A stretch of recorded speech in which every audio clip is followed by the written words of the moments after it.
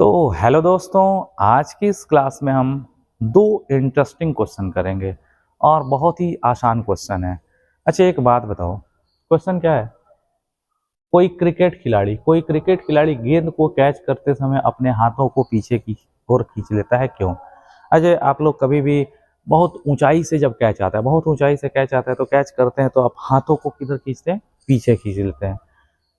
या आप क्रिकेट में विकेट कीपर को देखे होंगे, विकेट कीपर के पास वो बॉल बहुत तेजी से बॉलर बॉल करता है तो विकेट कीपर जब कैच करता है, विकेट कीपर कैच करता है तो पीछे खींचता है, बॉल को क्या करता है? पीछे खींचता है। पीछे खींचने से क्या होता है?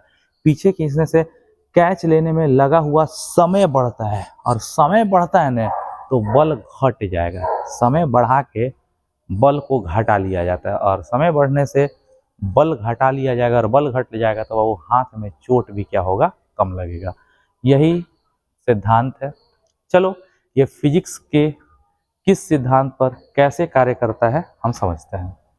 वो तो हम बता दिए, लेकिन क्यों समय बढ़ा करके हम बल कैसे घटाते हैं वो बताना जरूरी है।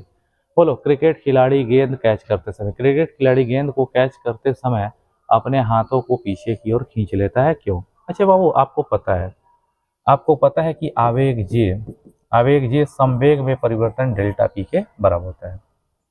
पता है ना, आवेग जे बराबर होता है आवेग जे संवेग में परिवर्तन डेल्टा पी के बराबर होता है। और आवेग जे किसको कहते हैं? आवेग कहते हैं बल गुणे समय। आवेग जे बराबर बल एफ इंटू डेल्टा टी। आवेग जे बराबर होता है एफ इंटू डेल्टा टी बराबर डेल्टा पी। बाबू बोलो, F into delta T, F into delta T बराबर डेल्टा पी क्या है? संवेग में परिवर्तन। तुम बोलो, मान लो कि कोई गेंद 100 के संवेग से आ रहा है, 100 के संवेग से आ रहा है, उसको रोकना है, यानी 100 के संवेग को 0 कर देना है। तुम चाहोगे तो तुरंते रोक सकते हो, तुरंते झटका में ही रोक सकते हो, या चाहोगे 100 के संवेग को 0 करने के लिए हाथ को पीछे की ओर भी ले आओ। तुम चाहो तो तुरंत रोको, तब भी संवेग 100 से 0 ही बदलेगा। पीछे ले जा करके भी रोकोगे, पीछे ले जा करके रोकोगे, तब भी 100 से 0 ही होगा। यानी संवेग में परिवर्तन उतना ही होगा। तुम तुरंते रोके 100 से 0 हुआ, या पीछे खींच के रोके 100 से 0 हुआ।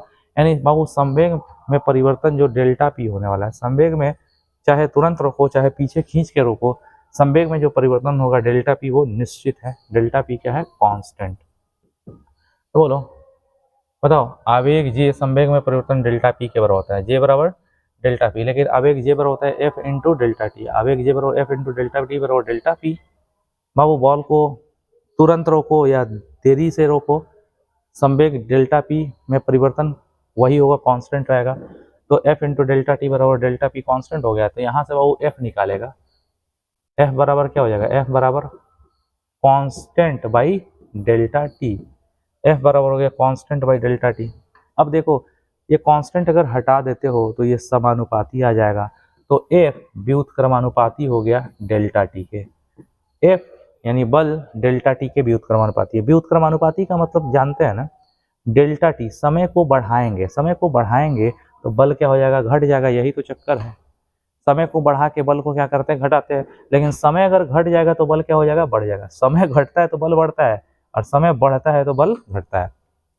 चलो, अब इसका आंसर लगे हाथ हम दे देते हैं। बोलो, जब क्रिकेट खिलाड़ी गेंद को कैच करते समय अपने हाथों को पीछे खींचता है, जब क्रिकेट खिलाड़ी गेंद को कैच करते समय अपने हाथों को पीछे खींचता है तो टाइम ऑफ कैच बढ़ जाता है, कैच लेने का टाइम बढ़ जाता है, जिससे बल का मान घट जाता है। टाइम बढ़ने से बल का मान घट जाता है, और बल का मान घटने से हाथों में कम चोट लगता है, और यही कारण है कि क्रिकेट खिलाड़ी गेंद को कैच करते समय अपने हाथों को पीछे की ओर खींच लेता है। चलो, ये पहला क्वेश्चन का आंसर हो गया। भाव दूसरा क्वेश्चन है, पक्के फर्श की अपेक्षा गीले मिट्टी पर कूदने से कम चोट लगता है। अगर तुमको कह दे दुतल्ला से कूद जाओ, दुतल्ला से कूदना मत यार। बोलो, अगर तुमको कह दिया जाए दो तल्ला से कूद जाओ, तो दुतल्ला से अगर पक्के फर्श पर कूदोगे, दुतल्ला से पक्के फर्श पर कूदोगे तो 100% है कि तुम्हारा पैर टूटना ही टूटना है। दुतल्ला कम थोड़ी होता है। माओ, दोतल्ला से तुम पक्के फर्श पर कूदते हो, एकदम सीमेंटेड फर्श पर कूदते हो, तो तुम्हारा पैर टूट जाएगा। लेकिन दुतल्ला से तुम एकदम कीचड़ में कूदते हो, कीचड़ पूरा एकदम मिट्टी लभराया हुआ है कीचड़ में कूदोगे तो कीचड़ में जैसे ही कूदोगे तो कीचड़ ले दे नीचे धंसेगा, गीला मिट्टी पूरा धंस जाएगा, तुमको उस समय चोट कम लगेगा। बोलो बाबू, इसका आंसर आप अपने से बना सकते हो।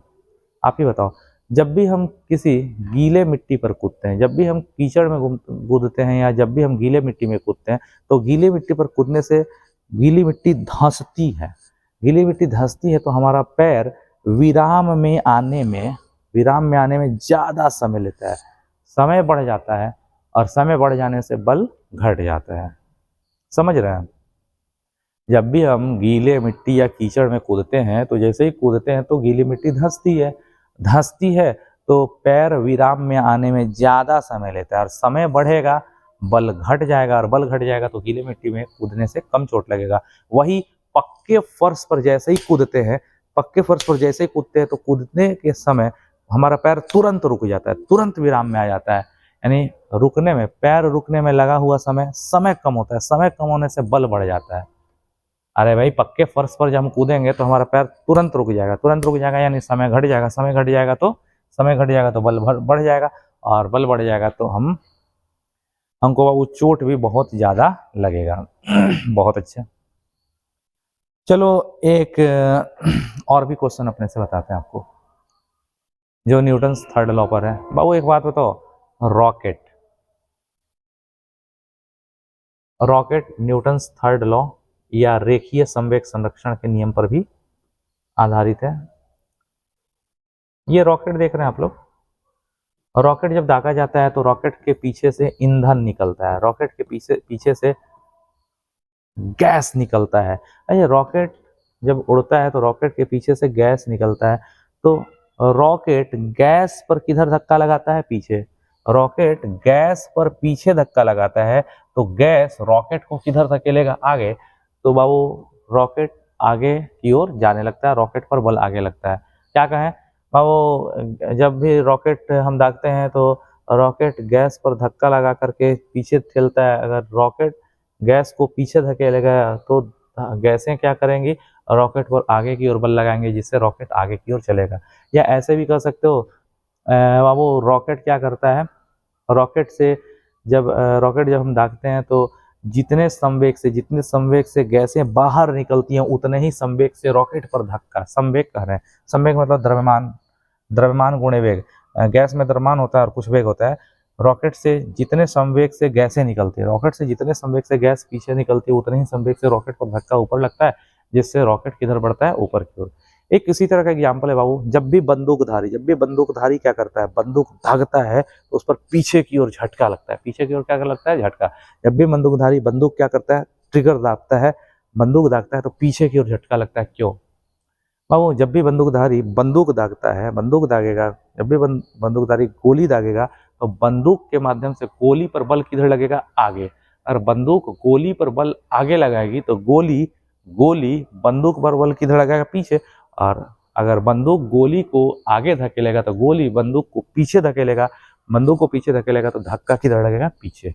या इसको दूसरे तरीके से समझा जा सकता है कि बाबू, बंदूक ने जब गोली पर आगे धक्का दिया तो गोली जितने संवेग से आगे चलेगा, बंदूक पर धक्का उतने ही संवेग से पीछे लगेगा। क्योंकि संवेग संरक्षण का नियम हर जगह लगता है और संवेग संरक्षण का नियम यही कहता है कि अगर जितने संवेग संरक्षण का नियम कहता है कि सिस्टम का टोटल संवेग क्या होता है? कांस्टेंट होने का मतलब जितने संवेग से गोली आगे जाएगी, बंदूक पर झटका भी किधर लगेगा? उतने ही संवेग से पीछे लगेगा। यानी गोली का संवेग small m into small v बराबर बंदूक का संवेग capital M into capital v। Small m into small v is equal to capital M into capital v। आप बंदूक दागने के वक्त ये वाला रिलेशन देखे ही होंगे। ओके, तो आशा करते हैं कि आपको ढंग से समझ में आया होगा। Okay, thank you, good night.